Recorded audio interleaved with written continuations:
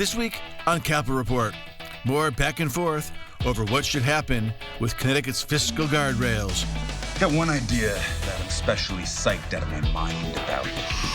Also, a healthy discussion about Joe Biden's decisions behind presidential pardons. I took another look at it and I changed my mind. A Trump proposal favoring billionaires gets a harsh rebuke from Senator Chris Murphy. He is going to give special deals to his billionaire friends. This is your Walter Cronkite moon ring. Thank you.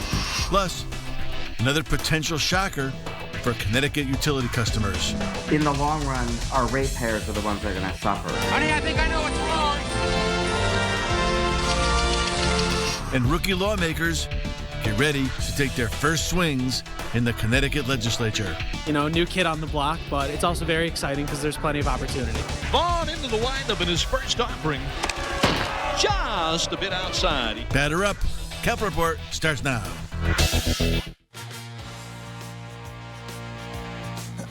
Welcome to Capital Report. I am Tom Dutchick. We are so glad you're spending part of this Sunday morning alongside. We're skating short-handed this morning. Only 3 guys on the ice. The coach, Joe Irasuma, is coach of the Berlin Redcoats and former Speaker of the House. Thank you. Good to be here. 4 and 10? No. Come on. We were 8 and 4. 8 and 4. Okay. All right. There you go. All right. Liz Kranowitz celebrating Bill Belichick going to college by basically going down to run high school senior class president races. How about that, huh? Johnny Mack's back. The Juan Soto of the Capital Report panel. Oh, yes. Oh. Juan Soto minus 765. You're buying lunch. All right, guys, let's get into it. Hey, so as we close out of 2024, we look ahead to 2025 and the ongoing debate that is happening over Connecticut's fiscal guardrails. Get ready for that word all the time. Last week, the social change organization, the Connecticut Project, and Yale's Tobin Center for Economic Policy laid out their case to loosen those guardrails using what they call data-driven analysis. They made the case that while guardrails have stabilized the state's fiscal position, policymakers now have limited flexibility to meet the state's current needs or make other future-oriented investments. Governor Lamont, for his side, said Democrats and many Republicans continue to stand pat on adhering to the guardrails. Also on board, OPM Secretary Jeff Beckham, who provided this PowerPoint slide at the Appropriations and Finance Committee's annual Joint Fiscal Accountability meeting to make the case. Take a listen. There are revenue trends that have buffeted our sister states. The ones who don't have a volatility cap, for example, are experiencing volatile changes there. This is just from around our region. They're cutting spending, they're raising taxes, they're dipping into reserves. Difficulties out there. We are well positioned. I feel pretty good about where we are. I feel pretty good about where we are in our budget development. I think we can avoid a lot of this with a lot of lengthy discussion and negotiation, but we will see. Guys, bend it like Beckham. He's out there saying, don't be like these guys, huh? Don't be like these guys. You know, I think we've seen a lot of stories about people who want to change the guardrails. And there's a couple of things that really bother me about that. One, they seem to attack all the great work, Joe, that you did and Len Fasano, John Fonfara and others did by saying, well, these were put together haphazardly. No, they weren't. There were 9 months of work on these guardrails and that budget. The second thing is, I think they need to go to a fiscal literacy class again, because they keep... It was freshman orientation up there. Well, Maybe they mention that. But you know, Tom, they keep talking about budget surpluses. You know, if you're at home and you make $85,000 a year, and after you pay your taxes and all your bills and spend all your money, you've spent $70,000, you're going to say, wow, I have a $15,000 surplus. But I have a $25,000 credit card bill. You don't have a surplus. Nobody in their home budget would say that. We have tens of billions of dollars of debt. It's unfunded. We're still one of the lowest in the country with our unfunded pension fund. Look, if we get our pension funds funded in the top 10 in the country, maybe we could talk about changing the guardrails. But we don't have surpluses on our overall fiscal health. We still have huge unfunded liabilities. This has stopped the boom and bust. My last comment, Joe, you and I served together. We were there when John Rowland was giving out surplus checks to people, and we were there when Jody Rell had an $8 billion budget deficit. The fiscal guardrails have worked to stop the boom and bust, pay off the debt. It is unfair to people in good times to promise them something and then in bad All right, Johnny times McKinney, take it speaking away. for two panel members today. And look, it did happen a lot. And let's go back to the 2017 budget. It really was Len Fasano and John Fonfara. It was bipartisanship that brought those guardrails forward. And we all did it because we were used to that. And we didn't think it should be the norm to where you're handing out funding one week and then taking it back the next week. And we were doing that. I think the problem is the way the inflation has grown, we haven't paced our increases to our nonprofits, the Medicaid. Those are some real issues that they're going to come into clearer light this session. And how do you react to it? Are you going to cut spending on other programs so you can fully fund those? Or are you going to look at the guardrails? It's complex. I think Beckham is right. But there has to be some tinkering. It can't just continue to go on this path. Guardrails should stay in place. But where else can you loosen up money from the budget? Look, all the credit in the world to you and the legislators and the leaders that put the bipartisan budget together in 2017. And since that day, since it was passed, Democrats in the legislature have been working to undermine the guardrails. So this is not new. This has been happening literally every single day since that budget was passed. And the governor, you have to give credit where it's due. The governor has done an incredible job using his political capital in the building to maintain those fiscal guardrails, and he's going to continue to do so with the help of House and Senate Republicans. All right, guys. Moving on to the issue of presidential pardons, a recently released Associated Press NORPAC poll shows that only 22% of Americans approved of Joe Biden's decision to pardon his son Hunter. What remains to be seen is whether the president will issue preemptive pardons for the people Donald Trump has vowed to seek retribution against, such as Liz Cheney, Dr. Anthony Fauci, General Mark Milley. And so when Hunter Biden broke, the CT GOP put up this little post on Twitter aimed at Connecticut's congressional delegation saying, "Do you agree with President Biden's pardon of Hunter Biden after months of lying to the American people about it? Your constituents in Connecticut deserve an answer."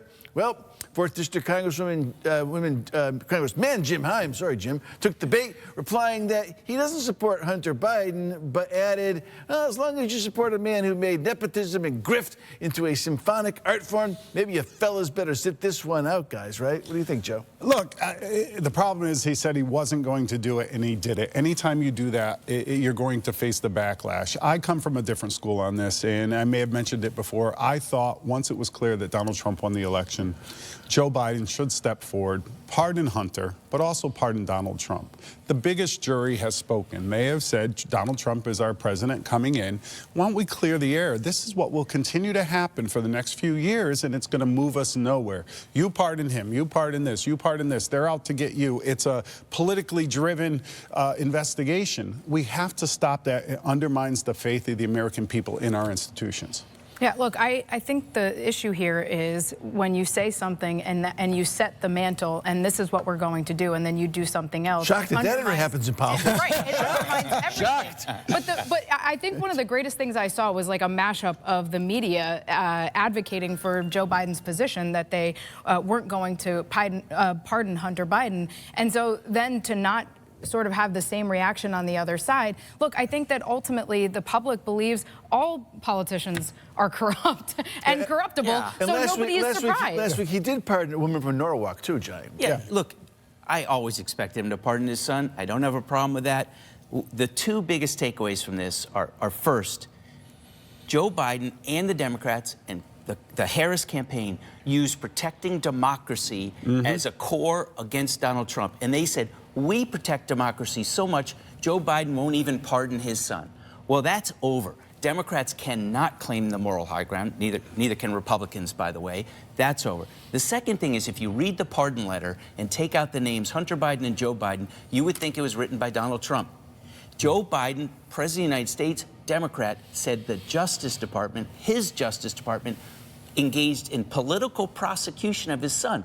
That's exactly what Donald Trump's been saying has been happening to him. So Democrats, get off your high horse. You cannot go after Donald Trump when he says he was politically prosecuted, because your guy says it's really happening. All right, MAGA Johnny McKinney. All right. So last week, the president-elect announced on social media, where else, that any individual or company that invests $1 billion or more in the U.S. will, quote, receive fully expedited approvals and permits, including, but in no way limited to, all environmental approvals. Take that, Katie Dykes. One might look at this as the Disney speed pass for government. More money you have gets you special treatment in the front of the line.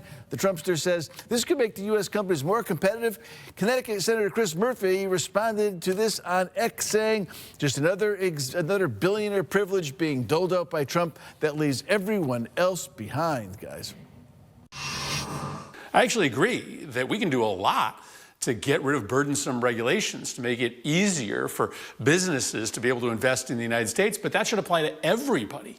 Donald Trump tells you over and over again what he is going to do in the White House. He is going to give special deals to his billionaire friends, and everybody else gets screwed.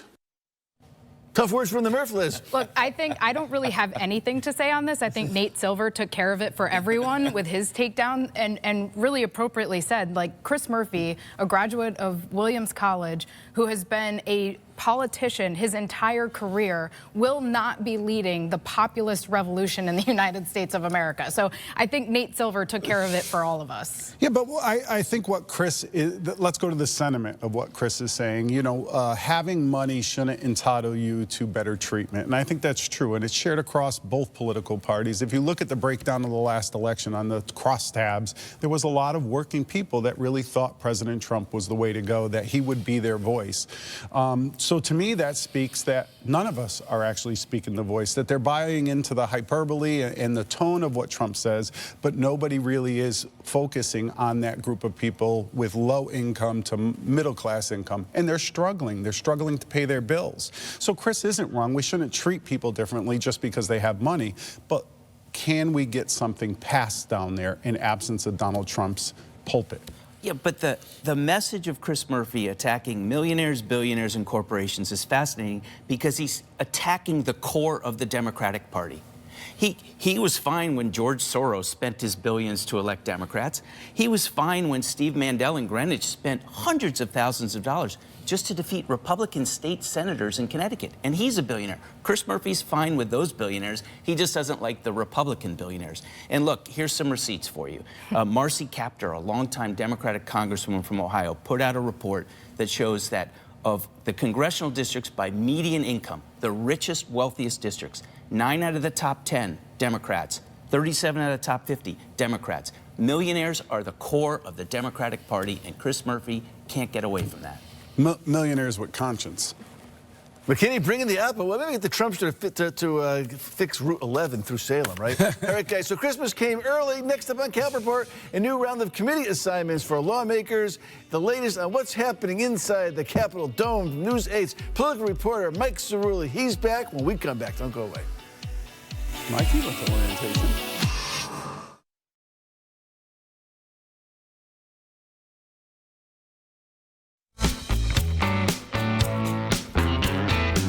Well, if you can't believe it, it's almost time for the 2025 legislative session. Before the gavel falls on the start of the session, leaders on both sides of the aisle are making changes to key committees. And joining us to break it down is Newsday's political reporter, our friend Mike Cerulli. Mike, making your triumphant return to Capitol Report. Hey, it's been a while. Tell us what's going on under the Golden Dome, Michael. Yeah, good to be back, Tom. It's been quite the guessing game over the past few weeks to see, who would be getting these gavels. There was a lot of behind-the-scenes jockeying for these committee leadership positions. In the legislature's largest caucus, that would be the House Democrats, the biggest questions were around who would lead the education and general law committees. Both of those committees have chairs who declined to run for re-election. In the upcoming term, we now know New Haven State Representative Roland Lamar will lead the General Law Committee, and Fairfield Representative Jen Leeper will have the gavel on education, Tom. Like Republicans made some changes too, right? Yeah, that's right. Arguably, the biggest changes to committee leadership were actually on the Republican side, on the two money committees, the committees that deal with tax and budget writing. The Republicans have replaced 3 of their 4 leaders. On the Finance Committee, the current ranking House Republican, Holly Cheeseman, she lost re-election. She's going to be replaced by Joe Paletta. Paletta will work alongside Senate ranking member Ryan Fazio. This is also a new role for him. And on the Appropriations Committee, Heather Summers will become the new Republican ranking senator. So 3 big shifts. State Representative Tammy Nuccio, she'll be staying on as the ranking House Republican on appropriation, but she is the only one of those 4 ranking members who isn't new to the role. So, Mike, is Fazio staying with his role on the Energy Committee? He plays that one pretty well. Yeah, so this means he's going to be the point man for the GOP on 2 of the most pressing issues for voters, taxes and the cost of electricity. He'll have both those gavels. And really make no mistake on this, other Republicans are noticing this. A lot of them see Ryan Fazio as a bright spot for state Republicans coming off, frankly, less than encouraging results in this year's election. Fazio was one of the bright spots. State Representative Tom O'Day, he's a deputy leader in the House, been on the front lines of those Republican efforts to win in the suburbs. He told me recently that he views Fazio as the future of the Republican Party. I think there are also a lot of Republicans who put Joe Paletta in that category. And of course, we've talked on this show about Heather Summers as someone who is discussed as a potential candidate for governor, maybe for that 2nd congressional seat sometime in the future, Tom. 3 rising Republicans getting promotion and probably getting a lot of airtime in the budget fights. The Democrats on the money committees, they're all staying the same, Mike, right? Yeah, a lot of airtime, and in these committee shakeups, even as the Republicans have shifted things around, there really was never any doubt from the people who pay attention to these things on the Democratic side. John Fonfara, Kathy Austin, Tony Walker, and Maria Horn are staying in their committee leadership positions. And you mentioned airtimes. The statewide audience, they might not be as familiar with those 4 as they are with someone like Fazio, who was a fixture on the news during the summer's electric rate wars, but you're still talking about 4 of the most powerful politicians in the whole state right there. Mike's really one of the most powerful political reporters in the state of Connecticut. Breaking it all down, Mike. Good to have you back, Mike. Great to be here with you, Tom. Up next on Cap Report, another jolt for Connecticut utility customers and everyone involved in playing the blame game. The details we get back. Don't go away. The kid. Good to have the kid back.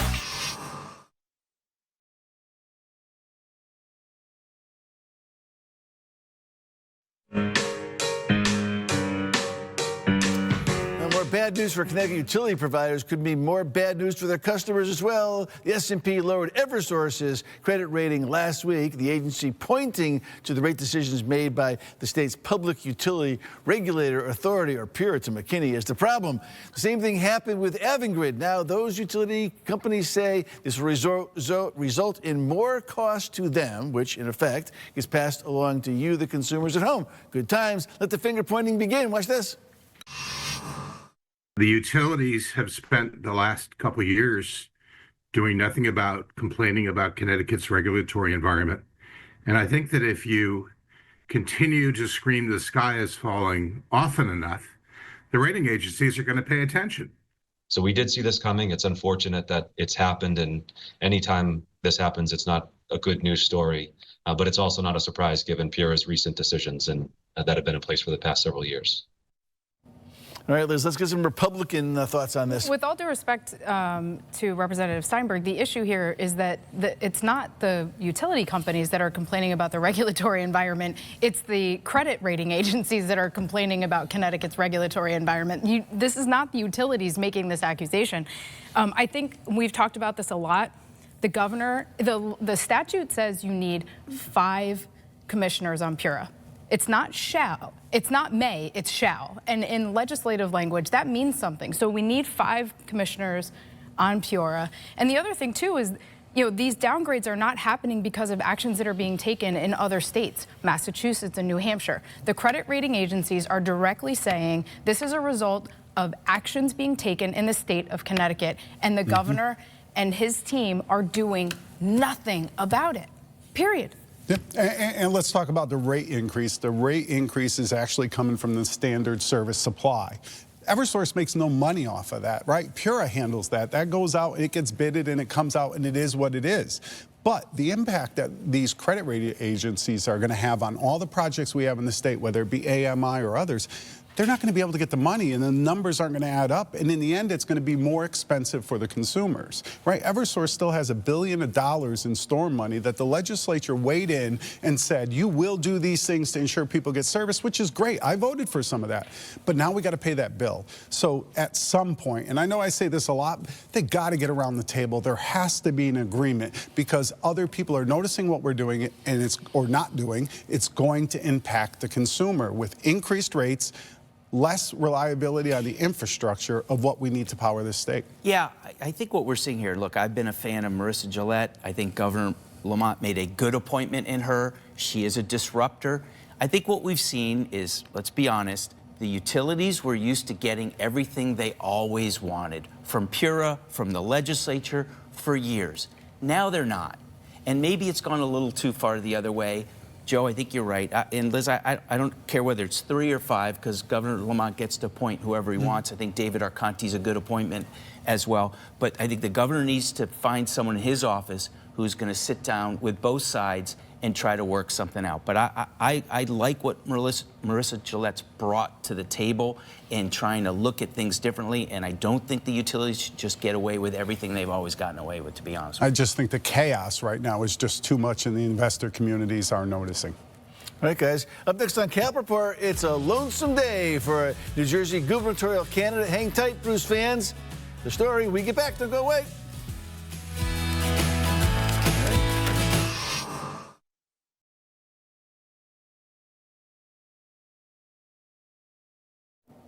Campaign for a New Jersey gubernatorial candidate hit a sour note last week when he had to come clean about posting fake Spotify statistics to make himself look like a Bruce Springsteen superfan. That would be Democrat Josh Gottheimer posted a listing of what appears to be his most listened to songs on Spotify in 2024. Take a look. All of them are Bruce tunes. Thunder Road, Glory Days, Badlands. The problem?